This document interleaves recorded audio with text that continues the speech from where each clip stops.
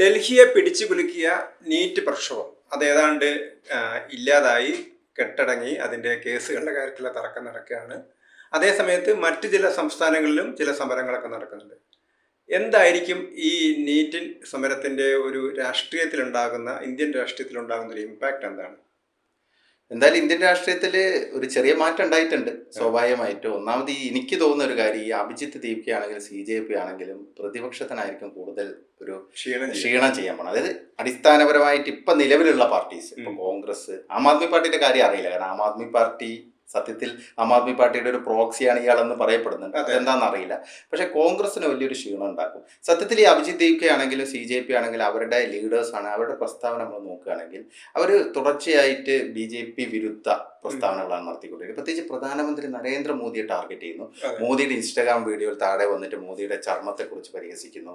അത്ര മോശമായ രീതിയിൽ, അത് മോദി വിരുദ്ധരുടെ കയ്യടി നേടുക എന്നുള്ളതാണ് ഈ പറയുന്ന CJPയുടെ സൗരവദാസ് ആണെങ്കിലും അഭിജിത്ത് ദീപ്ക ആണെങ്കിലും അശുതോഷ് റാങ്കെ ആണെങ്കിലും ലക്ഷ്യമിടുന്നത്. അത് ഏറ്റവും ഒടുവിൽ എനിക്കത് മനസ്സിലായത്, കഴിഞ്ഞ ദിവസം ഇയാൾക്ക് ബോസ്റ്റൺ യൂണിവേഴ്സിറ്റിയിൽ പഠിക്കാൻ എവിടുന്ന് കാശ് കിട്ടി എന്നൊരു ചോദ്യം ഒരാൾ ചോദിക്കുകയാണ്. അപ്പൊ അതിന് മറുപടി പറയുന്നത്, എനിക്ക് ഡിഗ്രി ഉണ്ട്, നിങ്ങളുടെ നേതാവിന്റെ ഡിഗ്രി മോദിയിലേക്ക് എത്തിക്കുകയാണ്. അതായത് മോദി എന്ത് ചെയ്യുന്നുണ്ടോ മോദിയെ അങ്ങ് വിമർശിക്കുക. അതായത് രാഹുൽ ഗാന്ധിയുടെ പണി അങ്ങ് അഭിജിത്ത് ദീപ്ക ഏറ്റെടുത്തിരിക്കുന്നു. അപ്പൊ അത് സത്യത്തിൽ രാഹുൽ ഗാന്ധി എന്ന് പറയുന്ന മനുഷ്യന്റെ ആ ഒരു ജോലി ഇല്ലാതാക്കുന്ന രീതിയിൽ, അല്ലെങ്കിൽ ആ കഞ്ഞിയിൽ പാറ്റിയിടുന്ന അവസ്ഥയിലേക്കാണ് ഇപ്പൊ പോയിരിക്കുന്നത്. അല്ല, ആദ്യത്തെ കുറെ ദിവസം കോൺഗ്രസ്സുകാരും അങ്ങോട്ട് തിരിഞ്ഞു നോക്കിയില്ലല്ലോ ഒരു സമരം ചെയ്യുന്നത്. അവസാന നിമിഷത്താണ് അത് ഹൈജാക്ക് ചെയ്യാൻ ശ്രമിച്ചു. ആ പാർലമെന്റ് മാർച്ചിനൊക്കെ ശേഷം ഒരു സിറ്റുവേഷൻ മാറിയെന്ന് കണ്ടപ്പോൾ വിദ്യാർത്ഥി പ്രക്ഷോഭം അങ്ങ് ഹൈജാക്ക് ചെയ്യാന്ന് ചോദിച്ചു. അതാണല്ലോ പ്രധാനമന്ത്രിയുടെ വസതിക്ക് മുമ്പിൽ നടത്തിയ പ്രതിഷേധം, മിന്നലാക്രമണം എന്നൊക്കെ പറഞ്ഞ് നമ്മുടെ മാപ്രകളൊക്കെ വലിയ രീതിയിൽ ആഘോഷിച്ചിരുന്നു. പക്ഷെ സത്യാവസ്ഥ എന്താണെന്നുള്ള കണ്ട് ഒരു ദിവസത്തോണ്ട് തന്നെ അത് അവസാനിച്ചു എന്നുള്ളതാണ്. കോൺഗ്രസിന് ഒരു ക്രെഡിബിലിറ്റി ഇല്ല, അതൊരു വസ്തുത. കാരണം രാഹുൽ ഗാന്ധി തുടർച്ചയായിട്ട് ഇങ്ങനെ മോദിയെ എല്ലാ വിഷയത്തിലും മോദിയെ എതിർക്കുന്നു, BJP എതിർക്കുന്നു, കുറെ കാര്യങ്ങൾ പറഞ്ഞു. ഇപ്പൊ നമ്മളൊരു കാര്യം ചിന്തിക്കേണ്ടത്, രാഹുൽ ഗാന്ധി എപ്പോഴും യുവാക്കളെ കുറിച്ച് സംസാരിക്കും. ഇന്ത്യയുടെ യുവാക്കൾ അങ്ങനെ ആയിരിക്കണം, എൻ്റെ കൺസെപ്റ്റ് ഇങ്ങനെയാണ് എന്നൊക്കെ പറഞ്ഞ് യുവാക്കളുടെ കയ്യടി നേടാനുള്ള ശ്രമം നടത്തും. ഓക്കെ, ഈ കോമൺവെൽത്ത് ഗെയിംസിൽ ഇന്ത്യ ഒരു ഗംഭീര പ്രകടനമാണ് ഇത്തവണ പുറത്തെടുത്തത്. 4ാം സ്ഥാനത്ത് നമ്മൾ ഫിനിഷ് ചെയ്തു. ഒരുപാട് മെഡലുകൾ നേടി, 13 സ്വർണ്ണ മെഡൽ, അങ്ങനെ 39 മെഡൽ എന്തോ നേടിയിട്ടുണ്ട്. ബോക്സിംഗ് ടീമൊക്കെ വലിയൊരു മുന്നേറ്റമാണ് ഉണ്ടാക്കിയത്.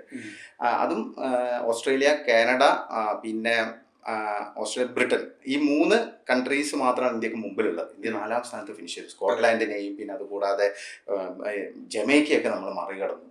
അപ്പോൾ ആ രീതിയിലുള്ള ഒരു പ്രകടനമൊക്കെ കാഴ്ചവെച്ച് ഇന്ത്യൻ ജെൻസികളെ, യഥാർത്ഥ ജെൻസികൾ, ഈ സ്പോർട്സിൽ പങ്കെടുത്ത് മെഡലുകളൊക്കെ നേടിയത് ജെൻസികളാണല്ലോ. ഭൂരിപക്ഷം അല്ല, എല്ലാവരും ജെൻസികളാണ്, ആ തലമുറപ്പെട്ട ആളുകളാണ്.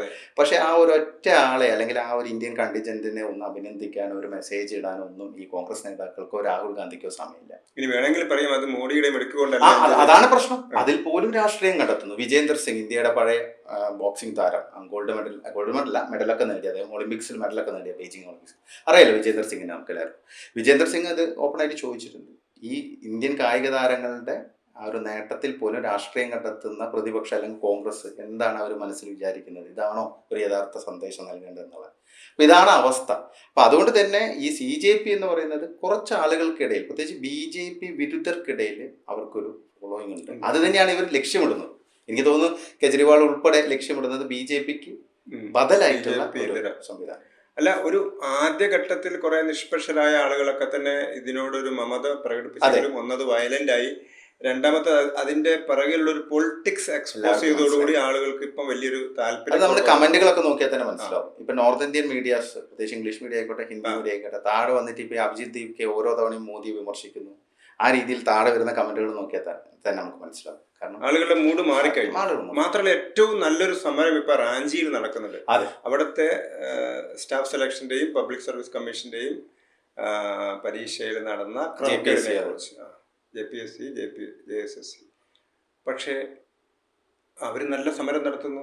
ഇവരെ പോലെ ഒരു ഹൈ സ്റ്റാൻഡേർഡ് സമരത്തിന്റെ കാര്യത്തിലെങ്കിലും അവര് പച്ചരികത്തുന്നിട്ടാണ് അത് അവർ പറയുന്നുണ്ട്. ഒരു ഉദ്യോഗാർത്ഥി, സമരത്തിലിരിക്കുന്ന ഉദ്യോഗാർത്ഥിയുടെ വീഡിയോ വൈറലായിരുന്നു. ഞങ്ങൾക്ക് സൊമാറ്റോന്ന് ഫുഡൊന്നും കിട്ടാനില്ല, ഞങ്ങളിവിടെ ചെന്നൈയും പിന്നെ ബിസ്ക്കറ്റും കുറച്ച് ബീഹാറിലെ ജാർഖണ്ഡിലെ വിഭവങ്ങളൊക്കെയാണ് കഴിക്കുന്നത്, ഞങ്ങൾക്ക് അതേ നിവൃത്തിയുള്ളൂ, ഞങ്ങളുടെ ഒരു എന്താ പറയുക ആ രീതിയിലുള്ള മീഡിയ കവറേജ് ഒന്നും ഞങ്ങൾക്കില്ല.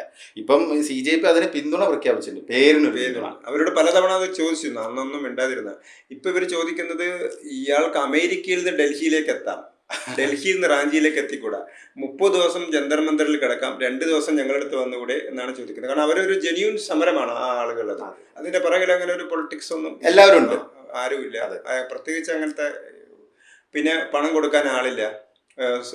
സോഷ്യൽ മീഡിയ ഇൻഫ്ലുവൻസർമാരെയൊക്കെ ഉപയോഗിച്ചിട്ട് അത് ചെയ്യാൻ പറ്റുന്നില്ല. പിന്നെ ഫുഡ് കുവൈത്തിൽ നിന്നും ഫുഡ് എത്തിച്ചു കൊടുക്കുന്നില്ല.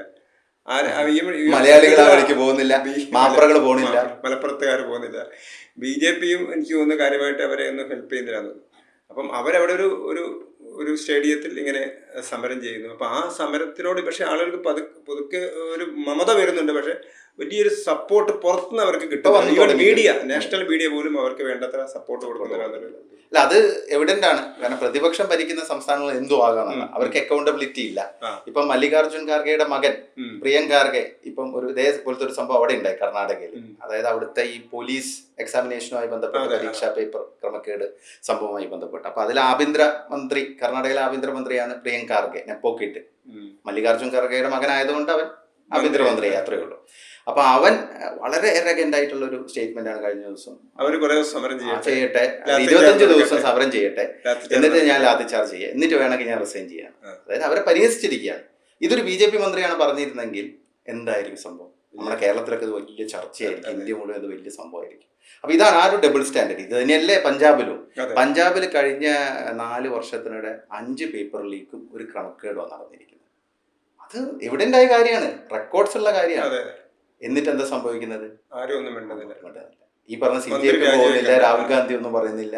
ഇവൻ കോൺഗ്രസ് അവിടെ പ്രതിപക്ഷത്തിലാണ്, എന്നിട്ട് പോലും അവർ കാര്യമായിട്ടൊന്നും പറയുന്നില്ല. ഇതാണ് ജാർഖണ്ഡിൽ അവർ ജാർഖണ്ഡ് മുക്തി സഖ്യ ഭരണമാണ്. അപ്പൊ ഇതാണ്. പക്ഷെ എനിക്ക് തോന്നുന്നു ഒരു ജനത്തിന് പൊതുവെ ഇതൊരു മതിയായി എന്നുള്ളൊരു തോന്നൽ വന്നിട്ടുണ്ട്. മാത്രമല്ല ഇതിന്റെ പിറകില് ഒരുപാട് ഒരു കോൺസ്പിറസി തിയറികൾ ഇങ്ങനെ വരുന്നുണ്ട്. അതായത് അമേരിക്കൻ ഫോഴ്സസിന്റെ ഇവർക്ക് കിട്ടുന്ന ഫണ്ടിങ് എവിടെ നിന്നാണ് വരുന്നത്? ഇവർ നേരത്തെ സൂചിപ്പിച്ചതുപോലെ പിന്നെ മോഡിയോട് ബഹളം വെച്ച പത്രപ്രവർത്തകരുടെ ഒരു വിഷയം. അതെ, സൗരവ് ദാസ് 2025 നോർവേ പോയിട്ട് അവിടുത്തെ ഒരു പ്രധാനപ്പെട്ട ഒരു കോൺഫറൻസ് പങ്കെടുത്തത് ഇന്ത്യ വിരുദ്ധ അല്ലെങ്കിൽ ആ രീതിയിലുള്ള ഒരു കോൺഫറൻസ് തന്നെയായിരുന്നു. അത് സോറോസുമായി ബന്ധമുള്ള ഒരു സംവിധാനമാണ് അത് നടത്തിയിരുന്നത്. ആ മീഡിയയിലെ വിവാദ നായികയായുള്ള മോദിയോട് ചോദ്യം ചോദിച്ച് ഹീറോയിൻ ആവാൻ ശ്രമിച്ച ആ വ്യക്തിയൊക്കെ അതിൽ പങ്കെടുത്തിരുന്നു. അതിനുശേഷമാണ് ഈ സംഭവങ്ങളൊക്കെ ഉണ്ടായത്.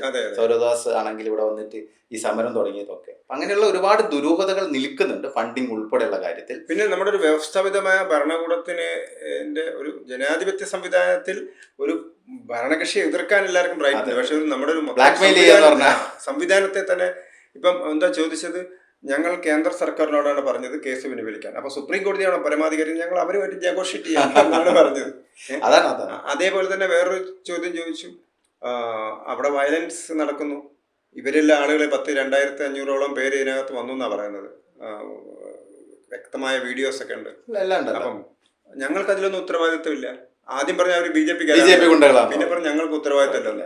അപ്പോഴാണ് ഒരാൾ ചോദിച്ചത്, കേന്ദ്രമന്ത്രി രാജിവെക്കുന്നു, മന്ത്രിയാണോ ലീക്ക് ചെയ്തത്? അല്ല, ഒരു സംവിധാനം, നാഷണൽ ടെസ്റ്റിംഗ് ഏജൻസി എന്ന് പറഞ്ഞ സംവിധാനത്തിന്റെ കീഴിലാണ് ഇതൊക്കെ നടക്കുന്നത്. മന്ത്രിക്ക് നേരിട്ട് റോളില്ല, പക്ഷെ അതിന്റെ ഒരു ധാർമ്മികമായ റെസ്പോൺസിബിലിറ്റി കൊണ്ടാണ് മന്ത്രി രാജിവെക്കുന്നത്. അതേപോലെ ഇവരുടെ ഓർഗനൈസേഷന്റെ അകത്ത് അല്ലെങ്കിൽ സമരത്തിന്റെ പിന്നിൽ നിന്ന് അക്രമം നടത്തുന്ന സമയത്ത് അതിന്റെ ഉത്തരവാദിത്വം ഇവർക്കില്ലേ എന്നുള്ള. അതായത് ഈ പാർലമെന്റ് മാർച്ചിന് തൊട്ട് മുമ്പ് ന്യൂഡൽഹി DCP ആയുള്ള വ്യക്തി തന്നെ ഡൽഹി പോലീസിന് ഉന്നത നേതൃത്വം വന്നിട്ട് ഇവർക്ക് കൃത്യമായിട്ട് കാര്യങ്ങൾ പറഞ്ഞു കൊടുത്തിട്ടുണ്ട്. അതായത് ക്രിമിനലുകൾ നുഴഞ്ഞു കയറിയിട്ടുണ്ട്, ജന്തർ മന്ദറിൽ ഈ രീതിയിലുള്ള ഒരു പ്രൊട്ടസ്റ്റ് പറ്റില്ല, അത് കൈവിട്ടു പോകും.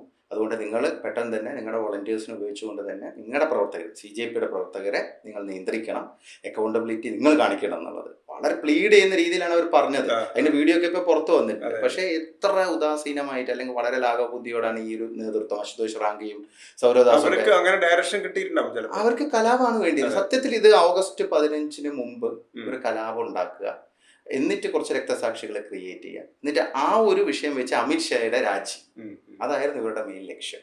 അല്ലാതെ ധർമ്മേന്ദ്ര പ്രധാൻ അല്ല. ധർമ്മേന്ദ്ര പ്രധാനെ കുറിച്ച് ആരാ സംസാരിച്ച്?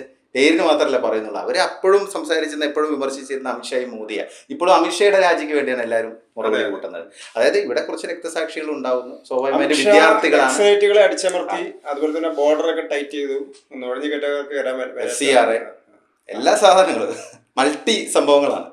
അപ്പം അതിൻ്റെ ഒരു സംഭവമാണ് ഉണ്ടായിരിക്കുന്നത്. പക്ഷേ എനിക്ക് തോന്നുന്നു കേന്ദ്ര സർക്കാർ വളരെ നല്ല രീതിയിൽ തന്നെ ഇത് ഡീൽ ചെയ്തു എന്നുള്ളതാണ്. കാരണം വൈകാരിക തലത്തിലേക്ക് ഇതിനെ കൊണ്ടുവരാതെ പെട്ടെന്ന് തന്നെ ഇതിനെ പരിഹരിച്ചു. പെട്ടെന്ന് കാണുമ്പോൾ നമുക്കൊരു സാധാരണ ദേശസ്നേഹികൾക്കൊക്കെ ഒരു നിരാശ തോന്നും.